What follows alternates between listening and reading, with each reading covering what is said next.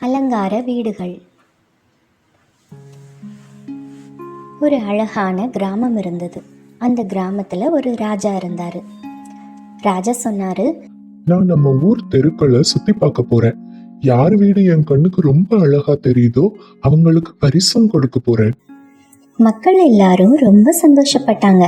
நாம நம்ம வீடுகளை ரொம்ப நல்லா அலங்கரிக்கணும். மன்னர் ஆச்சரியப்படணும். ஊர் மக்கள் எல்லாரும் அவங்கவங்க வீட்டை அலங்கரிக்க ஆரம்பிச்சாங்க. நம்ம வீடு தான் ரொம்ப அழகா இருக்க போது. நம்ம வீட்டை தங்க நிறம் பூசி அலங்கரிச்சிருக்கோம்.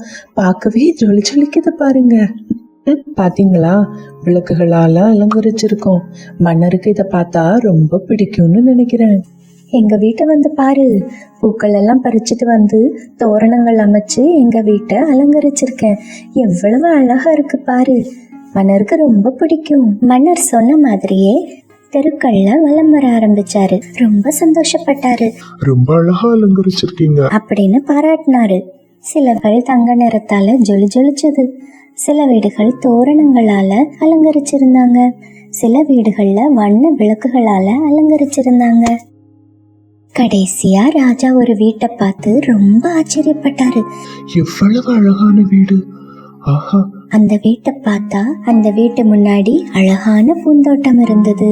பறவைகளோட சத்தம் கேட்கறதுக்கே ரொம்ப ஆனந்தமா இருந்தது.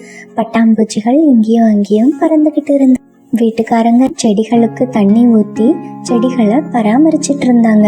பார்க்கவே சொர்க்கம் மாதிரி இருந்தது. இதுலயே இந்த வீடுதான் ரொம்ப அழகா இருக்கு.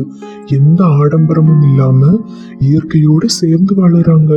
பறவைகளுக்கு அடைக்கலம் கொடுக்கறாங்க. இவங்களுக்கு தான் நான் கண்டிப்பா பரிசு கொடுப்பேன். ஒரு நாள் அமைச்சர் அவங்க வீட்டுக்கு ஒரு அழகான பரிசு கொடுத்தாரு.